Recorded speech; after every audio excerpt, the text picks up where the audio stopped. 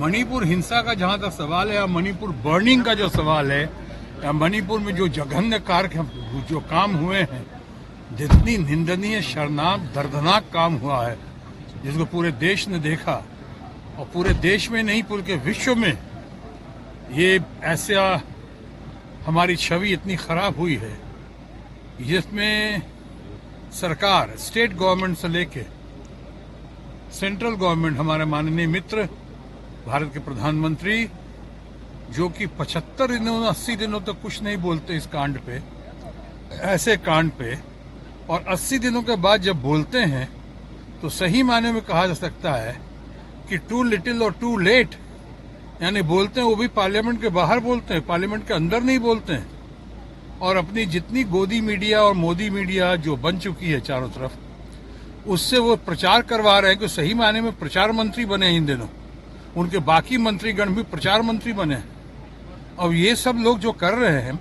ये जिम्मेदार हैं। ये जो है काम हुआ है, ऐसा काम तो पूरे देश में किसी स्टेट में शायद ऐसा नहीं हुआ होगा जो हो रहा है। इसलिए मैं कह रहा हूं कि आप लोगों ने सुना होगा और मैं अक्सर कहता रहा हूं कि ताली कप्तान को तो गाली भी कप्तान को। गाली यानी क्रिटिसिज्म जो होगी वो कप्तान की होगी। मुझे पूरा लगता है कि ये पार्लियामेंट जो इस बार का सेशन जो है वॉश आउट हो जाएगा, और वॉश आउट हो जाएगा इसलिए कि हम लोग, और सही मायने में इंडिया, सही मायने में जो इंडिया जीतेगा, हमारा इंडिया जो है, हमारे लोग जो है, एक गुट और एकजुट विपक्ष जो है वो मांग कर रहा है कि प्रधानमंत्री इस पे बोलें, माननीय प्रधानमंत्री जी इस पे बात करें। डिबेट, चर्चा तो बाद में होगी, क्योंकि इतने दिन तक चुप्पी का कारण क्यों। कल एक चीज और देखेंगे, याद रखिएगा कि ये जो कहा है माननीय प्रधानमंत्री जी ने पार्लियामेंट के बाहर आके, अगर आपको याद हो तो पार्लियामेंट में जब बहुत तीखी टिप्पणी हुई है सरकार पे, यहाँ पे और वहां पे भी कहा गया कि अगर आप नहीं कुछ नहीं इसका एक्शन लेते हैं तो हम एक्शन लेंगे, ये सुप्रीम कोर्ट ने कहा। और उसके 5 मिनट के बाद यहाँ पे इन्होंने, माननीय प्रधानमंत्री जी ने बयान दिया। कितने देर से लोग कह के थक गए कि कुछ बोलिए प्रधानमंत्री जी, तो उसके बाद जवाब दिया। और उसके बाद अब तुर्रा ये कि वो जवाब देने के बाद लोग कह रहे हैं प्रधानमंत्री तो बोला, अरे ये बोलने का क्या मतलब हुआ, जब सुप्रीम कोर्ट के भय से या सुप्रीम कोर्ट के आदेश के बाद, और वहां भी मणिपुर में भी, जो मैं कह रहा हूं वहां की सरकार और यहाँ की सरकार, मणिपुर में भी कहा गया कि हमने एक को गिरफ्तार कर लिया है। ये नाम रिलीज किया आपने, ये जून का किस्सा है, मई जून का किस्सा जो है। आज जुलाई में इतने दिन बाद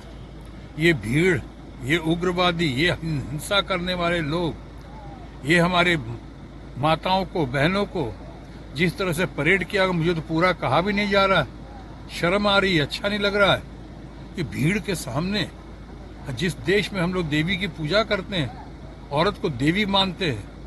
ऐसे हमारे देवियों को बेटी बचाओ, बेटी पढ़ाओ, बेटी बनाओ, बेटी बचाओ, बेटी पढ़ाओ का हम नारा देते रहते हैं, बुलंद करते रहते हैं हमारे माननीय प्रधानमंत्री जी।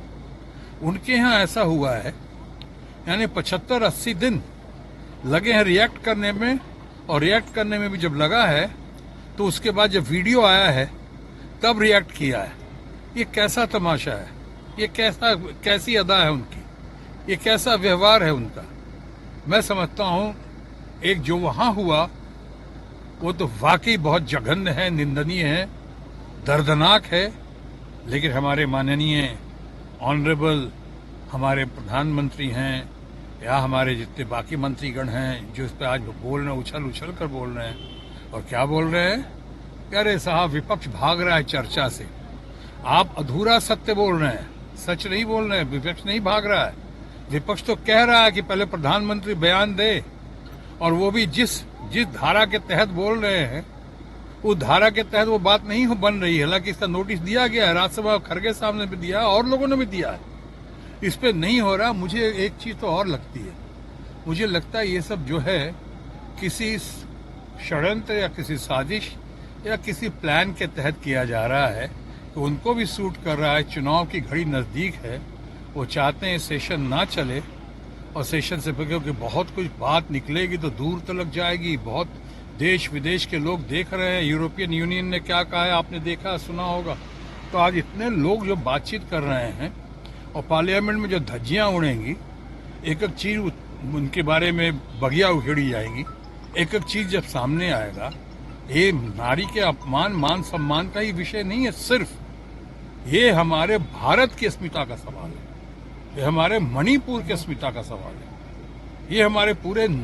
स्त्री जाति जो है हमारी, जो हमारी माँ बहन है, उनके साथ जो हुआ है उसका सवाल है कि पूरा विश्व आज हम पे क्या कह रहा है और क्या वहाँ जैसे हमारे माननीय जो हैं वो मुद्दों से ध्यान भटकाते हैं और विश्व में बहुत सारे मुल्क में और पड़ोसी मुल्क में भी ध्यान भटकाया जा रहा है मुद्दों से, उनके मुद्दों से, और ये मुद्दा सामने लाया जा रहा है कि देखिए भारत में क्या हो रहा है और हिंदुस्तान में क्या हो रहा है। तो मैं जैसा कह रहा था उनको भी शायद सूट करता है कि सेशन पहले ही खत्म हो जाए ताकि न बात निकलेगी और न शायद दूर तक जाएगी, वो सोचते हैं, क्योंकि यहाँ पे जो है बंद करेंगे ये लोग,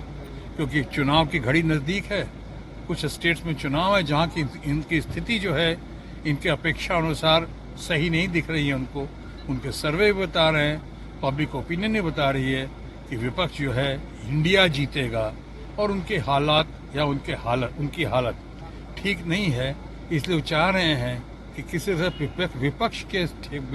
के सर पे ठेकरा फोड़कर वो इस बार सेशन को यहीं पे खत्म करें ताकि वो चुनाव में कुछ देर के लिए सही शांतिपूर्वक जा सके। लेकिन सबसे बड़ी बात यह है और सबसे अहम बात यह है कि मणिपुर में जो जघन्य, जो निंदनीय, शर्मनाक और दर्दनाक जो किस्से हुए हैं और जिस तरह मणिपुर जल रहा है, इसको सबसे पहले इसको ठीक किया जाए। समाज, सरकार, केंद्र से सबसे यही अपील है कि पहला मरहम यहाँ लगाया जाए उन लोगों के ऊपर। कैसे करोगे डैमेज कंट्रोल वो आप जानो,